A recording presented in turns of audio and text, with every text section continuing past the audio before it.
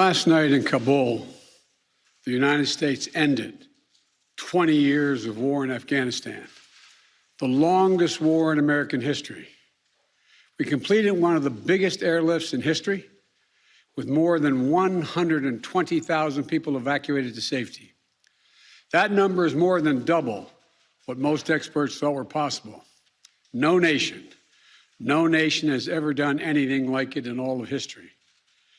Only the United States had the capacity and the will and ability to do it, and we did it today. The extraordinary success of this mission was due to the incredible skill, bravery, and selfless courage of the United States military and our diplomats and intelligence professionals. For weeks, they risked their lives to get American citizens, Afghans who helped us, citizens of our allies and partners and others on board planes and out of the country. And they did it facing a crush of enormous crowds seeking to leave the country. And they did it knowing ISIS-K terrorists, sworn enemies of the Taliban, were lurking in the midst of those crowds. And still, the women and men of the United States military, our diplomatic corps, and intelligence professionals did their job and did it well, risking their lives, not for professional gains, but to serve others, not in a mission of war, but in a mission of mercy. 20 service members were wounded in the service of this mission. 13 heroes gave their lives. I was just at Dover Air Force Base for the dignified transfer. We owe them and their families a debt of gratitude we can never repay, but we should never, ever, ever forget. In April, I made a decision to end this war. As part of that decision, we set the date of August 31st for American troops to withdraw. The assumption was that more than 300,000 Afghan national security forces that we had trained over the past 2 decades and equipped would be a strong adversary in their civil wars with the Taliban. That assumption that the Afghan government would be able to hold on for a period of time beyond military drawdown turned out not to be accurate. But I still instructed our national security team to prepare for every eventuality, even that one. And that's what we did. So we were ready when the Afghan security forces, after 2 decades of fighting for their country and losing thousands of their own, did not hold on as long as anyone expected. We were ready when they and the people of Afghanistan watched their own government collapse and the president flee amid the corruption and malfeasance, handing over the country to their enemy, the Taliban, and significantly increasing the risk to U.S. personnel and our allies. As a result, to safely extract American citizens before August 31st, as well as embassy personnel, allies and partners, and those Afghans who had worked with us and fought alongside of us for 20 years, I had authorized 6,000 troops, American troops, to Kabul to help secure the airport. As General McKenzie said, this is the way the mission was designed. It was designed to operate under severe stress and attack, and that's what it did.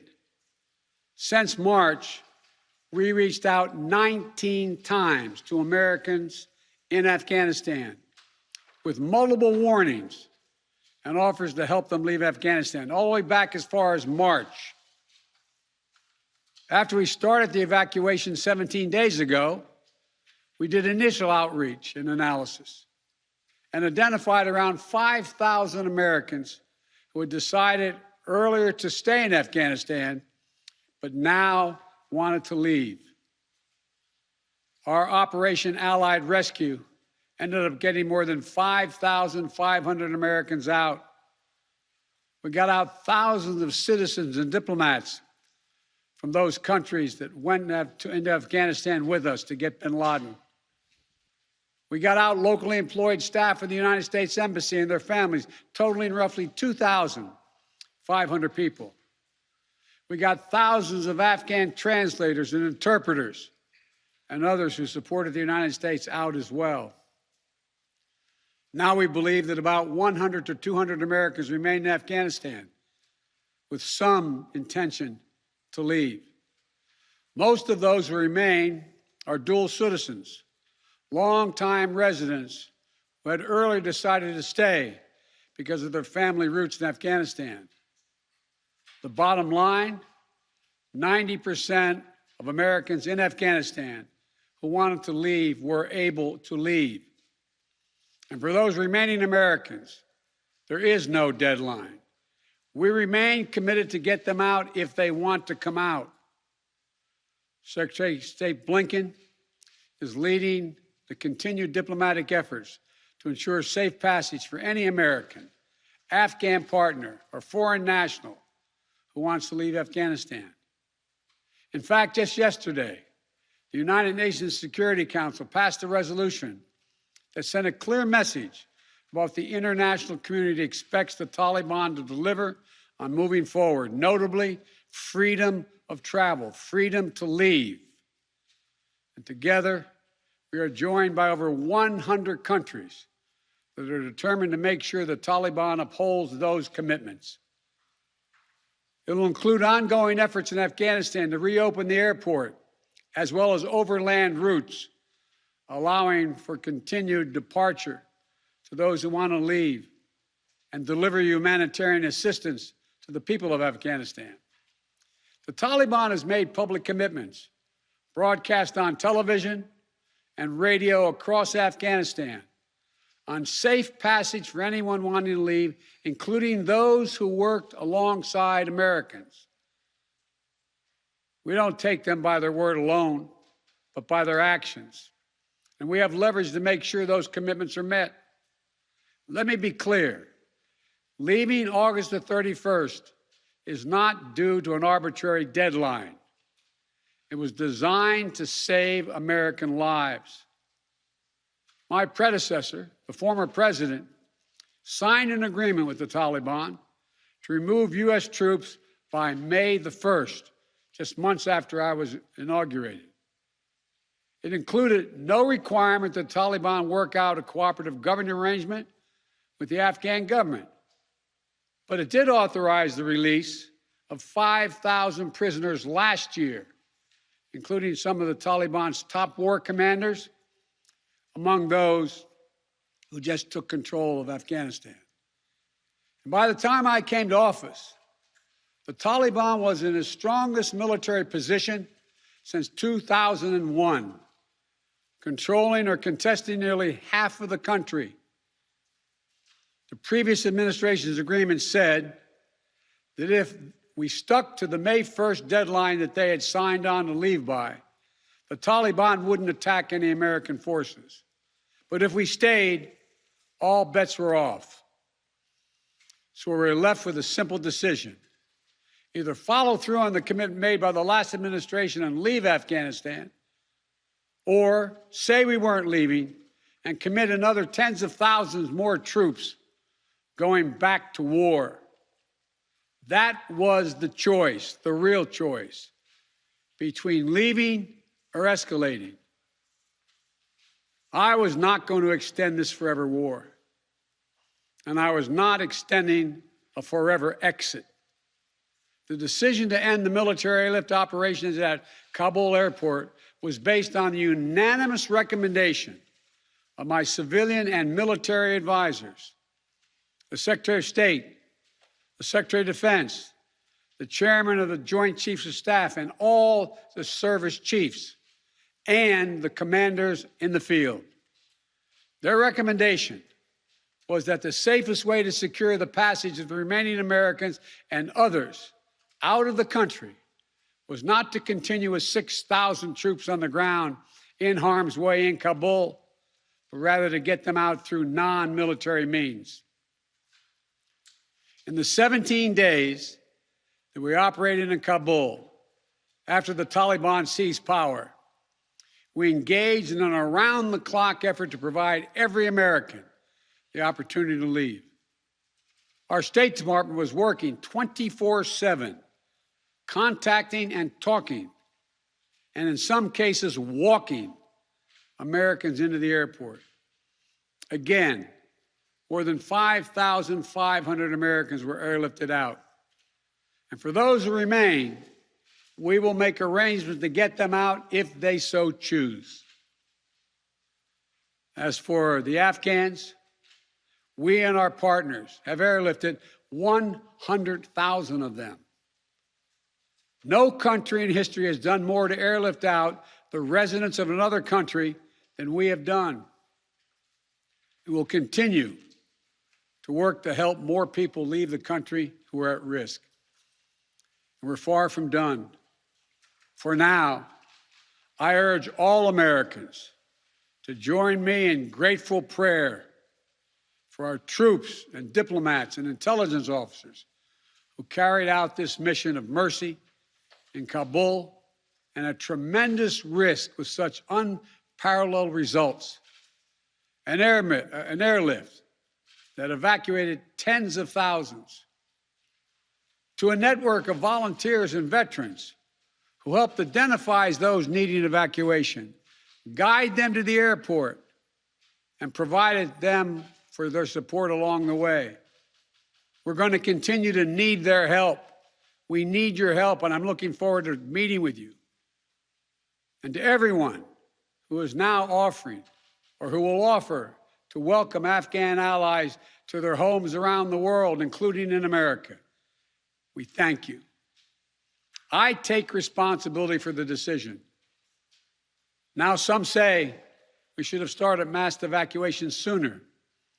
And couldn't this have been done in a more orderly manner? I respectfully disagree. Imagine if we'd begun evacuations in June or July, bringing in thousands of American troops and evacuating more than 120,000 people in the middle of a civil war. There still would have been a rush to the airport, a breakdown in confidence and control of the government, and it still would have been a very difficult and dangerous mission.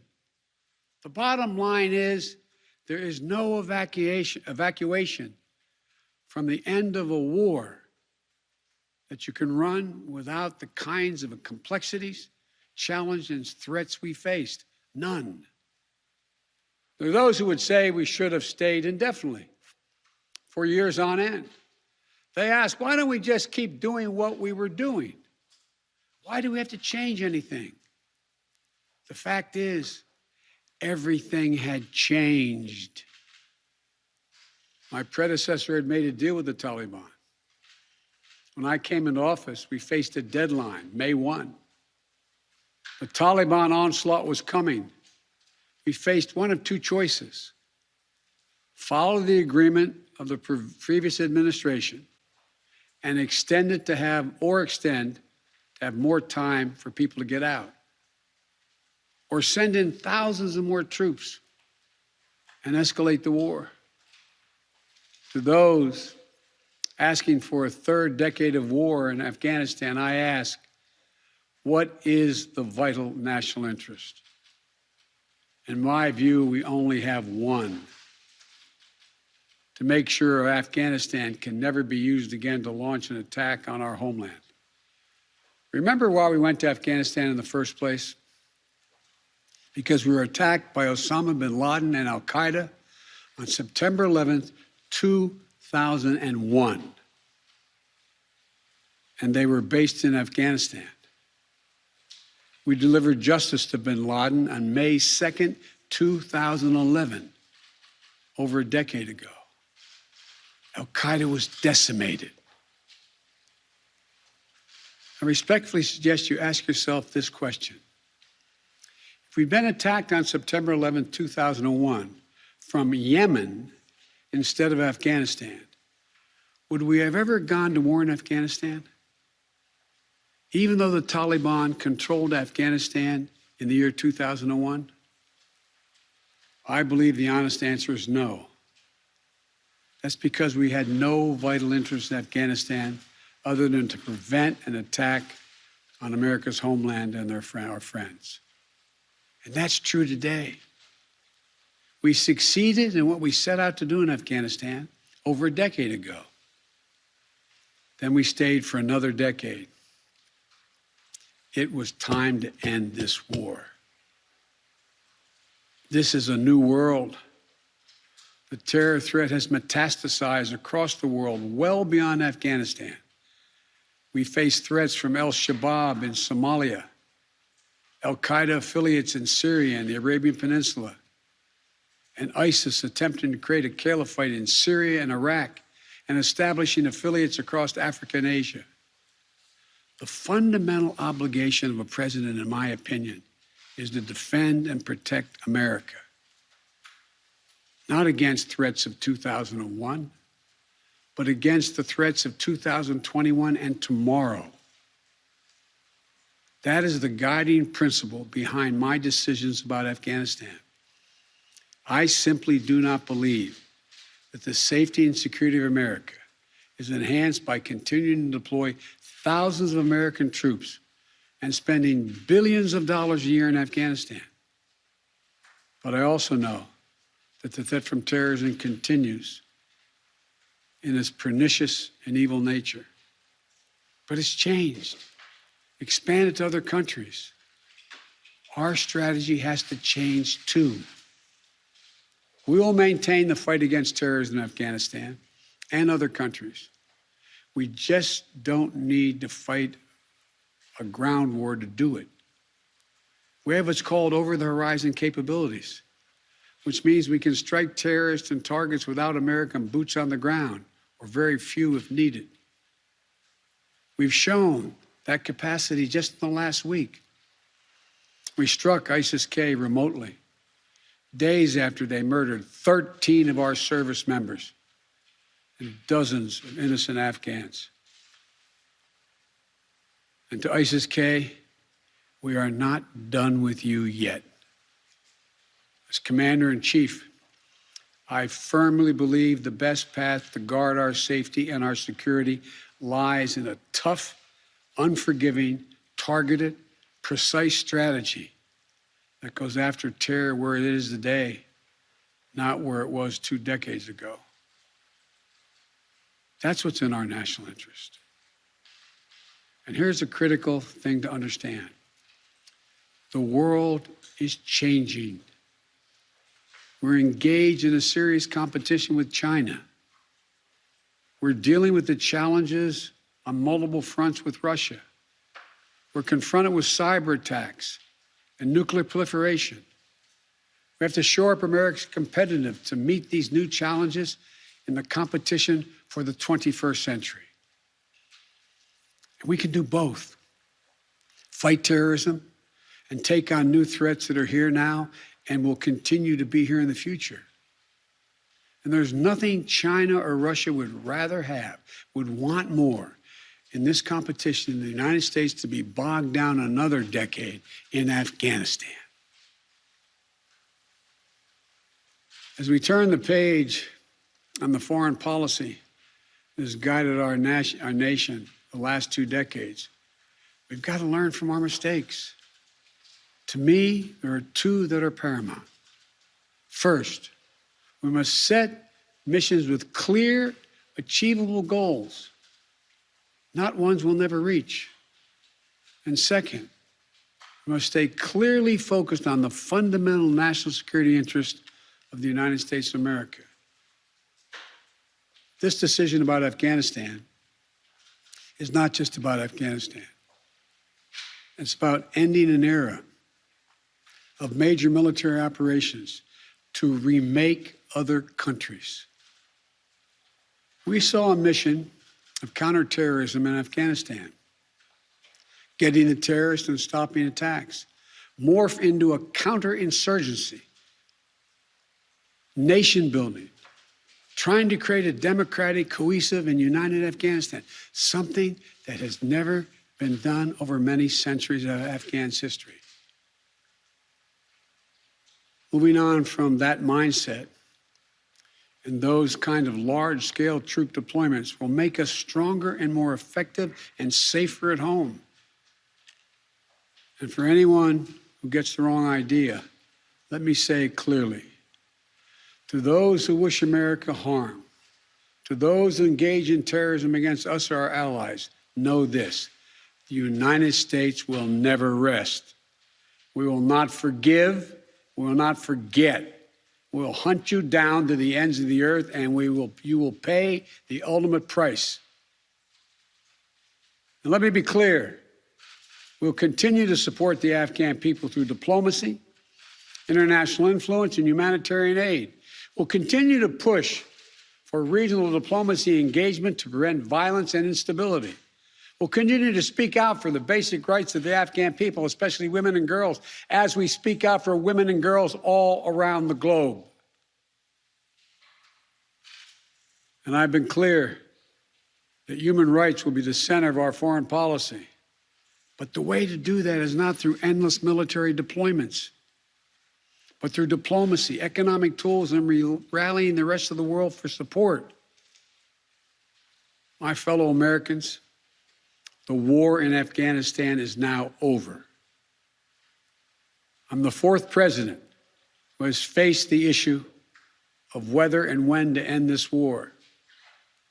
When I was running for president, I made a commitment to the American people that I would end this war. And today, I've honored that commitment. It was time to be honest with the American people again. We no longer had a clear purpose in an open-ended mission in Afghanistan. After 20 years of war in Afghanistan, I refused to send another generation of America's sons and daughters to fight a war that should have ended long ago. After more than $2 trillion spent in Afghanistan, the cost that researchers at Brown University estimated would be over $300 million a day for 20 years in Afghanistan, for 2 decades. Yes, the American people should hear this: $300 million a day for 2 decades. If you take the number of 1 trillion, as many say, that's still $150 million a day for 2 decades. And what have we lost as a consequence in terms of opportunities? I refuse to continue a war that was no longer in the service of the vital national interest of our people. And most of all, after 800,000 Americans serving in Afghanistan, I've traveled that whole country, brave and honorable service. After 20,744 American servicemen and women injured, and the loss of 2,461 American personnel, including 13 lives lost just this week, I refuse to open another decade of warfare in Afghanistan. We've been a nation too long at war. If you're 20 years old today, you've never known an America at peace. So when I hear that we could have, should have continued the so-called low-grade effort in Afghanistan at low risk to our service members, at low cost, I don't think enough people understand how much we have asked of the 1% of this country who put that uniform on, willing to put their lives on the line in defense of our nation. Maybe it's because my deceased son, Bo, served in Iraq for a full year. Before that, well, maybe it's because of what I've seen over the years as senator, vice president, and president traveling these countries. A lot of our veterans and their families have gone through hell. Deployment after deployment, months and years away from their families. Missed birthdays, anniversaries, empty chairs at holidays, financial struggles, divorces, loss of limbs, traumatic brain injury, post-traumatic stress. We see it in the struggles many have when they come home. We see it in the strain on their families and caregivers. We see it in the strain on their families when they're not there. We see it in the grief borne by their survivors. The cost of war they will carry with them their whole lives. Most tragically, we see in the shocking and stunning statistic that should give pause to anyone who thinks war can ever be low grade, low risk, or low cost. 18 veterans, on average, who die by suicide every single day in America. Not in a far-off place, but right here in America. There's nothing low grade or low risk or low cost about any war. It's time to end the war in Afghanistan. As we close 20 years of war and strife and pain and sacrifice, it's time to look to the future, not the past, to a future that's safer, to a future that's more secure, to a future that honors those who served and all those who gave what President Lincoln called their last full measure of devotion. I give you my word with all of my heart. I believe this is the right decision, the wise decision, and the best decision for America. Thank you. Thank you, and may God bless you all, and may God protect our troops.